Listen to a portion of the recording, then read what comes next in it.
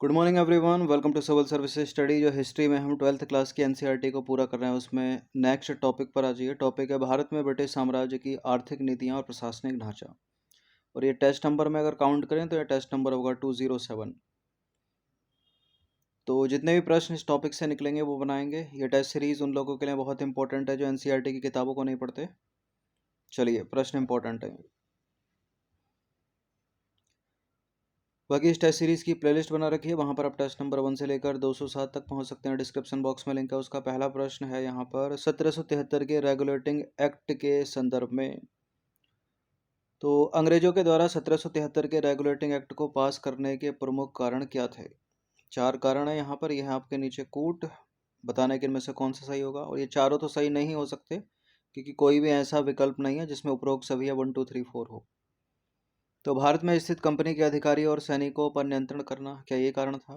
Company को प्राप्त विशेषाधिकारों पर मुक्त व्यापार और पूंजीवाद का प्रतिनिधित्व करने वाले अर्थशास्त्रियों द्वारा आलोचना करना, कंपनी के हितों तथा ब्रिटिश समाज के प्रभावशाली लोगों के बीच संतुलन कायम करना, और चौथा है ब्रिटिश सरकार द्वारा विश्व के अन्य भागों में होने वाले युद्धों के खर्च के बोझ को कम करना।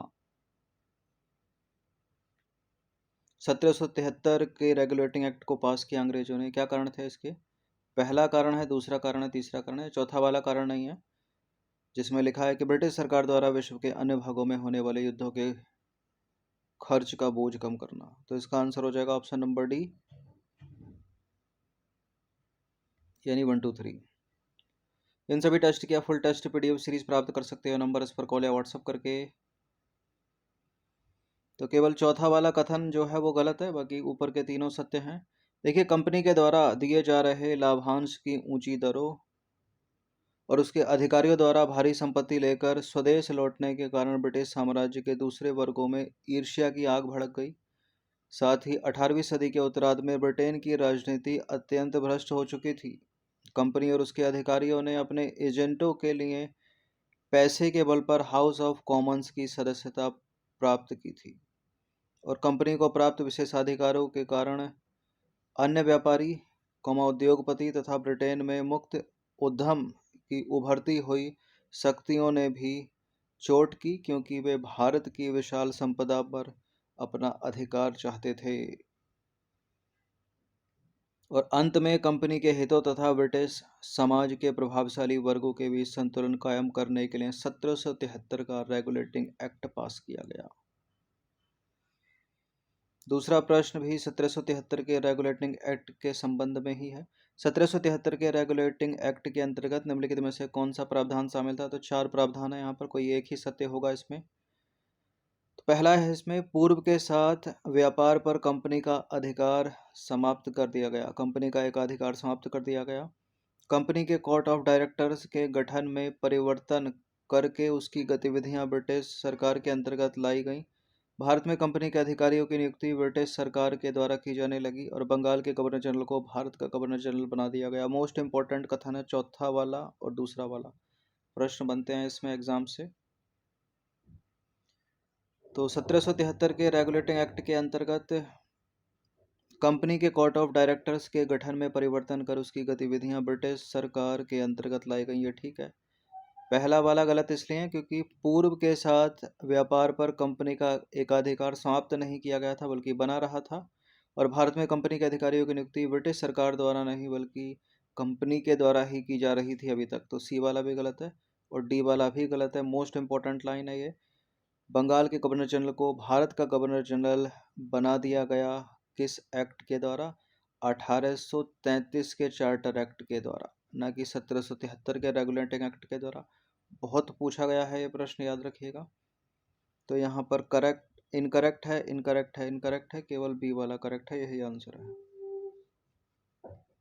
तो पहला कथन असत्य है। 1773 के रेगुलेटिंग एक्ट के तहत कंपनी का पूर्व के साथ एकाधिकार बना रहा, और दूसरा वाला भी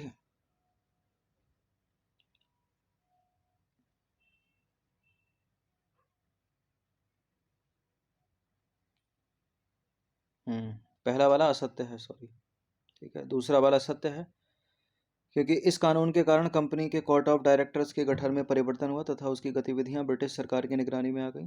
तीसरा वाला सत्य है ऊपर, क्योंकि भारत में अपने अधिकारी नियुक्त करने का कंपनी का बहुमूल्य अधिकार उसी के हाथों में बना रहा, न कि अंग्रेजों के हाथों में। चौथा असत्य है क्योंकि 1833 के चार्टर एक्ट के द्वारा बंगाल के गवर्नर जनरल को भारत का गवर्नर जनरल बना दिया गया, न कि 1773 के रेगुलेटिंग एक्ट के द्वारा। क्वेश्चन नंबर 3 पर आ जाइए। निम्नलिखित में से किस एक्ट द्वारा बंगाल के गवर्नर जनरल को भारत का गवर्नर जनरल के रूप में अभिहित किया गया? ये वो चौथी वाली जो लाइन है ऊपर, उसी के ऊपर एक प्रश्न है कि ये ऐसे भी पूछा जा सकता है। तो 1833 का चार्टर एक्ट है, ये डी है इसका आंसर। देखिए 1833 का चार्टर एक्ट ब्रिटिश भारत में केंद्रीकरण की दिशा में अंतिम कदम था। इसने बंगाल के गवर्नर जनरल को भारत का गवर्नर जनरल बना दिया और उसे सभी नागरिक और सैन्य शक्तियां प्रदान की। और पहला कौन सा बना? लॉर्ड विलियम बेंटिक भारत के पहले गवर्नर जनरल थे, इंपॉर्टेंट है ये। और भारत के गवर्नर जनरल को पूरे ब्रिटिश भारत के लिए विशेष विधायी अधिकार दिए गए। क्वेश्चन नंबर 4 पर आ जाइए। 1774 का पिट का इंडिया एक्ट के संबंध में कौन सा कथन गलत है इसमें से? पिट का इंडिया एक्ट या पिट्स इंडिया एक्ट? देखिए इस कानून ने बम्बई और मद्रास प्रेसिडेंसियों को युद्ध, कूटनीति और राजस्व के मामले में निर्णय लेने के लिए स्वतंत्र कर दिया। इसके तहत ब्रिटिश सरकार का कंपनी के मालों तथा उसके भारतीय प्रशासन पर पूरा नियंत्रण हो गया। इस एक्ट के तहत बोर्ड ऑफ कंट्रोल का गठन किया गया और इस कानून ने भारत के शासन को गवर्नर जनरल तथा 3 सदस्यों वाली काउंसिल के हाथों में दे दिया। 1784 का पिट्स इंडिया एक्ट, डी सही है, सी सही है, बी सही है, पहला वाला गलत है।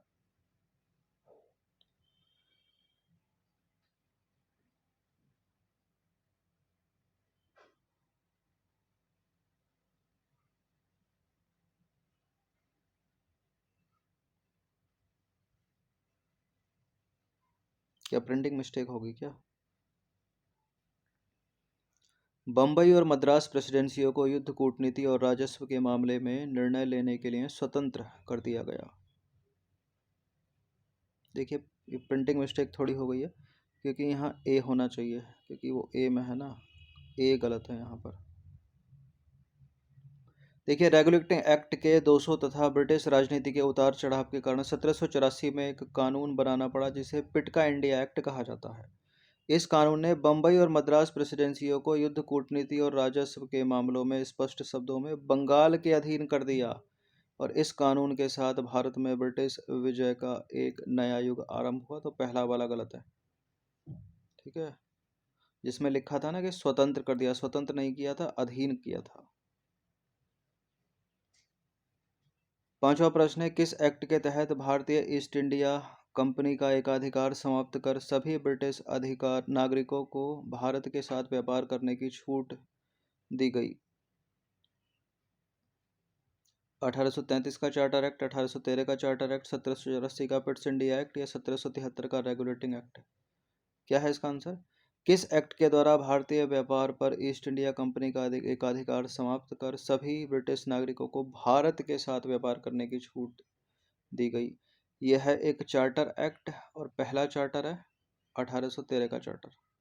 1813 का चार्टर एक्ट के अनुसार भारतीय व्यापार पर कंपनी का एकाधिकार समाप्त कर दिया गया और सभी ब्रिटिश नागरिकों को भारत के साथ व्यापार करने की छूट दे दी गई, परंतु चाय के व्यापार और चीन के साथ व्यापार पर कंपनी का एकाधिकार बना रहा। बड़ी इंपॉर्टेंट लाइन है, बड़ा इंपॉर्टेंट एक्ट है ये, बहुत पूछते हैं इस पर प्रश्न। देखिए भारत की सरकार तथा उसका राजस्व भी कंपनी के हाथों में बना रहा। 1833 के चार्टर एक्ट ने चाय के व्यापार तथा चीन के साथ व्यापार पर कंपनी का एकाधिकार समाप्त कर दिया गया। और दोनों से प्रश्न बनते हैं, 33 से बनते हैं पूरी तरह समाप्त कर दिया गया, ठीक है, वो 33 है। और 13 वाले में चीन के साथ बना रहा, उस पर भी प्रश्न बनते हैं। अब आ जाइए क्वेश्चन नंबर 6, छठा प्रश्न है। 1813 में ब्रिटिश सरकार द्वारा अपनाई गई मुक्त व्यापार नीति के प्रभावों के संबंध में नीचे दिए गए कथनों पर विचार कीजिए। इस नीति के कारण खेतिहर भारत को इंग्लैंड का आर्थिक उपनिवेश बनना पड़ा और भारत में ब्रिटिश माल तथा ब्रिटेन में भारत निर्मित सामान किसी शुल्क के साथ आने जाने लगे, बिना किसी शुल्क के साथ आने जाने लगे। ब्रिटिश अधिकारियों तथा राजनेताओं ने जमीन का लगान घटाने की पैरवी की, कौन सा करेक्ट है? 1833 में ब्रिटिश सरकार द्वारा अपनाई गई मुक्त व्यापार नीति के प्रभावों के संबंध में कौन सा सही है इसमें? देखिए, इस नीति के कारण खेतिहर भारत को इंग्लैंड का आर्थिक उपनिवेश बनना पड़ा। करेक्ट है पहला वाला।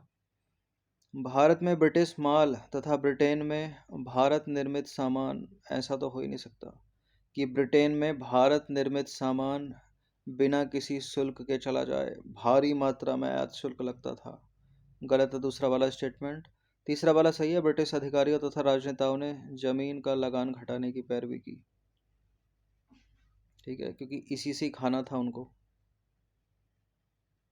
पहला और तीसरा सही है, बी है इसका आंसर। तो ब्रिटिश सरकार द्वारा 1813 में भारत के संदर्भ में अपनाई गई मुक्त व्यापार की नीति का मुख्य उद्देश्य भारत को ब्रिटेन के कारखानों के माल का उपभोक्ता तथा कच्चे माल का निर्यातक बनाना था, और इस नीति के कारण खेतीहर भारत को अब औद्योगिक इंग्लैंड का आर्थिक उपनिवेश बनना पड़ा। पहला वाला सही है, दूसरा वाला गलत है, तीसरा वाला सही है। देखिए, भारत पर लादी गई मुक्त व्यापार की नीति एक तरफा थी। भारत के दरवाजे तो ब्रिटिश सामानों के लिए खुले छोड़ दिए गए, मगर जो भारतीय माल ब्रिटिश मालों से प्रतियोगिता कर सकते थे, उन पर ब्रिटेन में प्रवेश के लिए भारी आयात शुल्क लगाया जाता था। तीसरा वाला सत्य है, अनेक ब्रिटिश अधिकारियों राजनीतिक नेताओं तथा व्यापारियों ने जमीन का लगान घटाने की पैरवी की, ताकि किसान बेहतर स्थिति में हों और विदेशी कारखानों में बना माल खरीद सकें। उन्होंने भारत के पश्चिमीकरण का समर्थन भी किया, ताकि अधिकाधिक भारतीयों में पश्चिमी मालों के प्रति रुचि का विकास हो सके। क्वेश्चन नंबर 7 पर है, निम्नलिखित कथनों पर विचार कीजिए। दो कथन यहाँ पर, कौन सा इसमें सही होगा? भारत में पहली तार लाइन का आरंभ कलकत्ता और आगरा के बीच किया गया, और भारत में डाक टिकटों को आरंभ करने का श्रेय कॉर्नवालिस को दिया जाता है। भारत में पहली तार लाइन कलकत्ता टू आगरा, पहला ठीक है। इसका श्रेय डलहौजी को है, ना कि कॉर्नवालिस को। कॉर्नवालिस तो सिविल सेवा का पिता है, भारत में पुलिस सेवा का पिता है।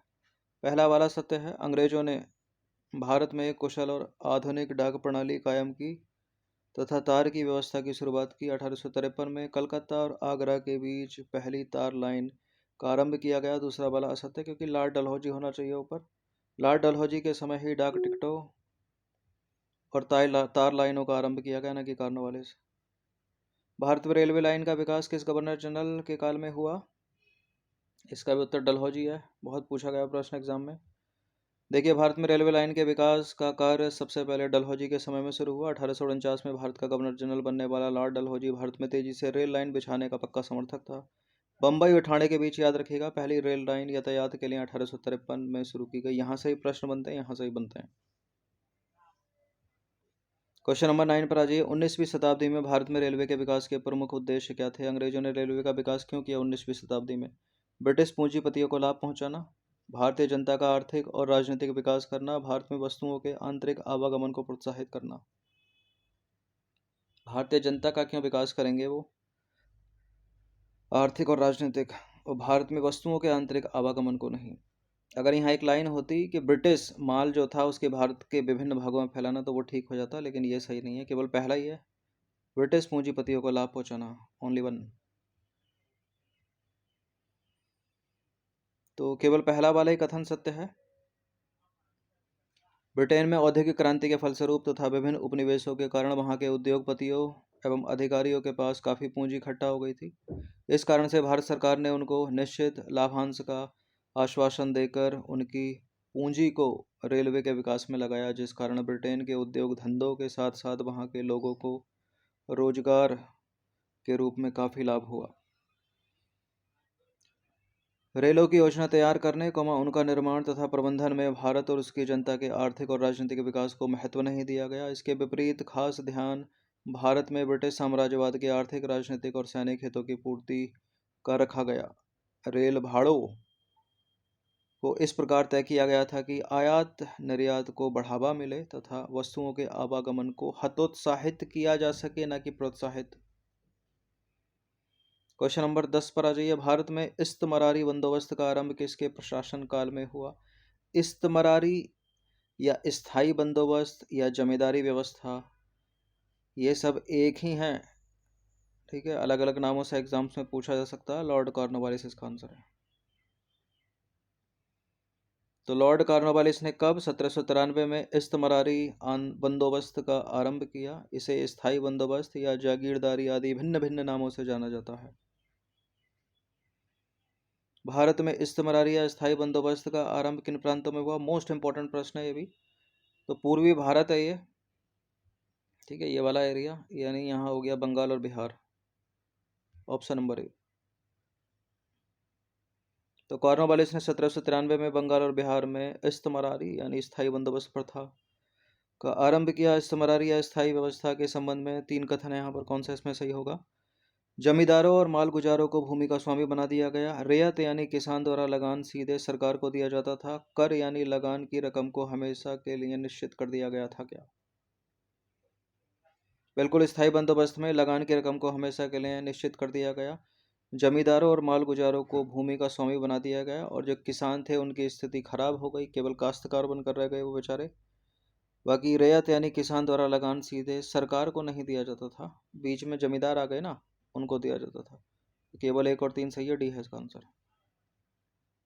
तो पहला सही है, कॉर्नवालिस द्वारा शुरू की गई स्थायी बंदोबस्त या इस्तमरारी के अंतर्गत जमींदारों और मालगुजारों को भूमि का स्वामी बना दिया गया। जमींदार अब अपने इलाकों की सारी जमीन के मालिक बन गए। ठीक है, उनके स्वामित्व के अधिकार को वंशानुगत और हस्तांतरण बना दिया गया। दूसरा वाला गलत है। किसानों से लगान कर वसूलने की जिम्मेदारी जमींदारों को थी। जमींदारों को किसानों से जो भी लगान मिलता उसका 10/11 भाग उन्हें सरकार को देना पड़ता और केवल 1/11 भाग अपने पास रख सकते थे वो। तो यह किसान पहले सीधे अंग्रेजों को लगान देता था, लेकिन बीच में अब आ गए जमींदार। ठीक है, तो यहाँ से जमींदार थोड़ा सा अपने पास रख लेगा और फिर देगा ब्रिटिश सरकार को। तीसरा वाला सत्य है, इस व्यवस्था के तहत लगान की रकम हमेशा के लिए निश्चित कर दी गई। अगर किसी कारण से फसल नष्ट हो जाए तो भी जमींदार को लगान की निश्चित रकम सरकार को तय तिथि के नियमानुपूर्वक चुकानी पड़ती थी, वरना उसकी जमीन बेच दी जाती थी। ये बहुत बर्बर था।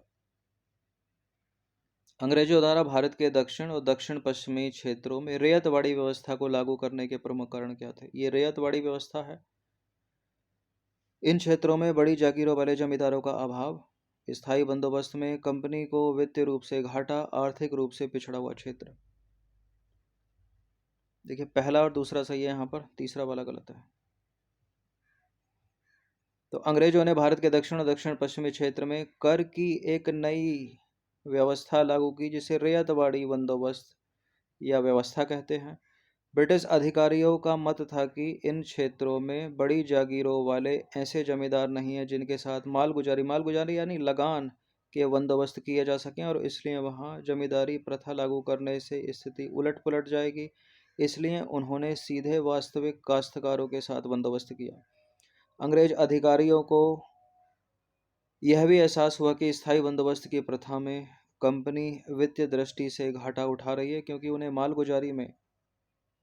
मालगुजारी यानी लगान में जमींदारों को हिस्सा देना पड़ता था और वे जमीन से होने वाली अतिरिक्त आय से वंचित रह जाते थे। क्वेश्चन नंबर 14 पर आ जाइए। रेयतवाड़ी बंदोबस्त के संदर्भ में नीचे कुछ कथन दिए, कौन सा इसमें सत्य होगा? किसानों द्वारा लगान सीधे सरकार को दिया जाता था। ठीक है, ये ठीक है, किसानों द्वारा लगान सीधे सरकार को दिया था रेयतवाड़ी बंदोबस्त में, लेकिन स्थायी बंदोबस्त में कौन आ गया बीच में? जमींदार आ गए हैं। किसान को जमीन का वास्तविक मालिक बना दिया गया है, ये ठीक है। रेयतवाड़ी बंदोबस्त में किसान जब सीधे सरकार को दे रहा है तो जमीन का वास्तविक मालिक वही है, बीच में कोई बिचौलिया है ही नहीं। लेकिन उसमें जमीन का वास्तविक मालिक, ठीक है, किसान नहीं है। ठीक है, सब कुछ उसमें अधिकार जो है जमींदार के पास है। अगर इनमें अंतर आ जाए ना रेयतवाड़ी और स्थायी में। तीसरा है, मालगुजारी यानी करों का निर्धारण समय समय पर किया जाता था। उसमें निश्चित कर दिया गया था, यहाँ समय समय पर किया जाता था, ये ठीक है। इंपॉर्टेंट है तीनों स्टेटमेंट, डी सी है इसका आंसर, 1 2 3 वाला। ठीक है, तो सारे के सारे सही हो गए, इसमें एक्सप्लेनेशन में वही चीज़ लिखी है। अब आ जाइए क्वेश्चन नंबर 15 पर। इनमें से किसी एक की बात हो रही है। इस व्यवस्था में मालगुजारी का बंदोबस्त अलग अलग गांवों में या जागीरों के आधार पर उन जमींदारों या उन परिवारों के मुखियाओं के साथ किया गया जो सामूहिक रूप से उस गांव या जागीर का भूस्वामी होने का दावा करते थे। ऊपर दिया गया विवरण अंग्रेजों द्वारा लाई गई कौन सी भू राजस्व व्यवस्था से संबंधित है? ये सारी भू राजस्व व्यवस्थाएं हैं। इजारेदारी व्यवस्था, महलबाड़ी व्यवस्था, स्थायी बंदोबस्त या संजामी व्यवस्था।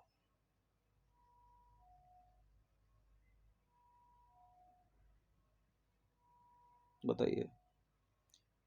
इसको इंग्लिश में बोलते हैं सेटलमेंट। देखिए, महलबाड़ी व्यवस्था या प्रथा बी है इसका आंसर। तो गंगा के दोआब में पश्चिमोत्तर प्रांत में, मध्य भारत के कुछ भागों में और पंजाब में जमींदारी प्रथा का एक संशोधित रूप लागू किया गया जिसे महलबाड़ी प्रथा कहा जाता है। इस व्यवस्था में मालगुजारी का बंदोबस्त अलग अलग गांवों या जागीरों यानी महलों के आधार पर उन जमींदारों या उन परिवारों के मुखियाओं के साथ किया गया जो सामूहिक रूप से उस गांव या जागीर का भूस्वामी होने का दावा करते थे। क्वेश्चन नंबर 16 पर आ जाइए। ब्रिटिश भू राजस्व नीतियों के संबंध में नीचे के दो कथन दिए हैं, कौन सा इसमें सही होगा? स्थायी तथा रैयतवाड़ी बंदोबस्त देश की परंपरागत भूमि प्रथाओं में मूलतः भिन्न थी। अंग्रेजों ने भूमि को बेचने, गिरवी रखने और हस्तांतरित की जा सकने वाली वस्तु बना दिया। अंग्रेजों ने भूमि को बेचने, गिरवी रखने और हस्तांतरित की जा सकने वाली वस्तु बना दिया। ब्रिटिश भू राजस्व नीतियों के संबंध में दोनों के दोनों कथन सत्य हैं। सी है इसका आंसर। तो अंग्रेजों द्वारा शुरू की गई स्थायी बंदोबस्त तथा रैयतवाड़ी बंदोबस्त देश की परंपरागत भूमि प्रथाओं से मूलतः भिन्न थी। अंग्रेजों ने भूमि को यानी जमीन को एक नए प्रकार की निजी संपत्ति इस प्रकार पैदा की कि उसका लाभ काश्तकारों को नहीं मिला। काश्तकार यानी किसान। पूरे देश में अब भूमि को बेचने, गिरवी रखने और हस्तांतरित की जा सकने वाली वस्तु बना दिया गया। ऐसा मुख्यतः सरकार के राजस्व को सुरक्षित रखने के लिए किया गया और ये चीज़ आज तक है। ठीक है, आज भी जो ज़मीन है, भूमि है, वो बेची जाती है, गिरवी रखी जाती है, हस्तांतरित की जाती है। तो इस टॉपिक से निकलते हैं इंपॉर्टेंट 16 प्रश्न, 16 प्रश्न। इनकी प्रैक्टिस 1 से 2 बार कर लीजिएगा। इनका पीडीएफ आपको चाहिए, एक पीडीएफ में होते हैं 150 प्रश्न। ठीक है, ऑलमोस्ट 5000 प्रश्न आपको मिलेंगे। उसके लिए आपको टेलीग्राम में पेड ग्रुप ज्वाइन करना पड़ेगा। 499 का है वो, 1 टाइम पेमेंट है। ये नंबर इस पर कॉल या व्हाट्सअप करके आप कर सकते हैं। बाकी 4 से 5 टॉपिक और बचे हैं, फिर 12th क्लास की एनसीईआरटी पूरी तरह से ख़त्म हो जाएगी। प्रैक्टिस करते रहिएगा हर दिन।